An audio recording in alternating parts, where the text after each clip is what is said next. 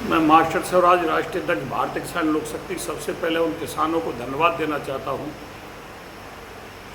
कि जिन्होंने जो यमुना एक्सप्रेस वे 2008 में मना था, उन ध्यानपुर के किसानों की जिनकी ज़मीन यमुना एक्सप्रेस वे में गई थी, कल अधिकारियों को मौके पर बुला करके हमने अधिकार की मांग की और उन्होंने कहा कि पहले हमें यमुना एक्सप्रेस वे का आवासीय प्लॉट और अतिरिक्त मुआवजा चाहिए, बाद में कोई और अन्य सुविधा। अगर यह सुविधा हमें मिलती है तो हम आपके साथ हैं, वरना हम विरोध करेंगे। सोमवार को उनकी वार्ता भी बुलाई गई है प्राधिकरण में, देखते हैं क्या नतीजा निकलता है। दूसरे नंबर पर हम बात करते हैं शिक्षा और स्वास्थ्य की।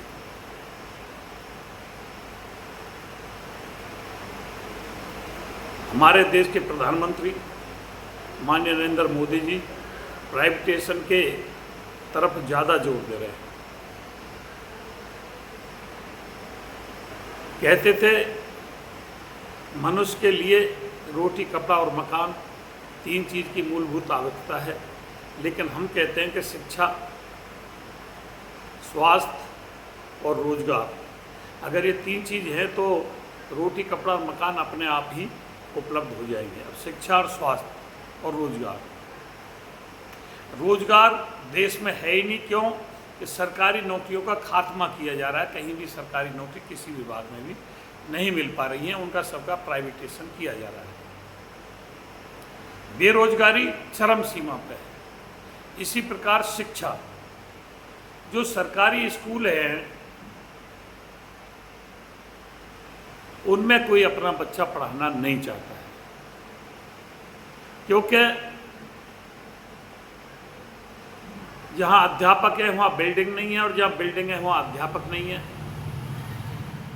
गर्मियों के लिए छत पर पंखा नहीं है, स्कूलों में बिजली के कनेक्शन नहीं है, बैठने के लिए फर्श या फर्नीचर नहीं है,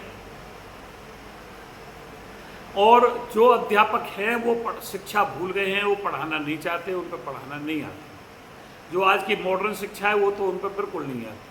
इसलिए कोई भी आदमी अपने बच्चे का भविष्य खराब सरकारी स्कूल में डालना, प्राइमरी स्कूल में, जूनियर स्कूल में डालना नहीं चाहता। अगर किसी ने मजबूरी में, गरीबी में इन सरकारी स्कूलों में, जूनियर स्कूलों में अपने बच्चे को पढ़ाया तो उसका जीवन ही, लाइफ ही स्पाइल हो जाती है, जीवन बर्बाद हो जाता है।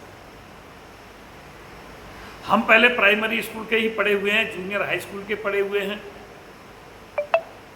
बड़ी अच्छी शिक्षा होती थी उस समय, लेकिन आज का दौर अलग है। प्राइवेट स्कूल में फीस इतनी महंगी हो गई है, हर दिन के अलग अलग ड्रेस हो गई हैं, किताब बहुत महंगी हो गई हैं, उनके खर्चा बहुत महंगे हो गए हैं। आम आदमी की पकड़ से वह दूर हो गया है। वो अव्वल दर्जे के जो आदमी हैं उनके लिए वह शिक्षा है, आम आदमी के लिए, मध्यम वर्ग के लिए वह शिक्षा नहीं है।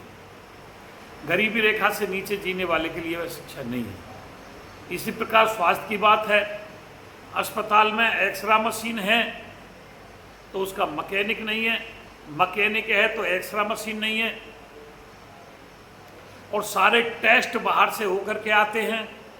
जितने भी टेस्ट हैं लेबोरेटरियों में, उनके कहीं ना कहीं संपर्क होते हैं डॉक्टरों के, और दवाई सारी बाहर से आती हैं। जब टेस्ट भी बाहर से होंगे, दवाई भी बाहर से आएंगी। यहाँ तक कि ग्लूकोज चढ़ाने वाली जो निडल आती है वह भी पूरी बाहर से आती है, और फिर भी तीमारदारी उसमें अच्छी नहीं है, देखभाल अच्छी नहीं है। नर्सों की और जो डॉक्टरों की तीमारदारी जो होनी चाहिए, जो व्यवस्था होनी चाहिए, वो उचित नहीं है। तो सरकारी अस्पताल में भी कोई अपने बच्चे का इलाज कराना नहीं चाहता है, और प्राइवेट अस्पताल इतने महंगे हो गए हैं कि वह हमारी पकड़ से, वो हमारी पहुंच से दूर है। आयुष्मान कार्ड है, उसमें परेशानी होती है कि जी ये रोग आपका इसमें नहीं आता है, ये बीमारी इसमें नहीं आती है, ये होता है, वो होता है, इस अस्पताल में नहीं चलता है, उस अस्पताल में नहीं चलता है। और फिर आयुष्मान कार्ड भी गरीबी रेखा से नीचे जीने वाले के किसी के भी नहीं बने हैं, सबके आयुष्मान कार्ड नहीं बने हैं।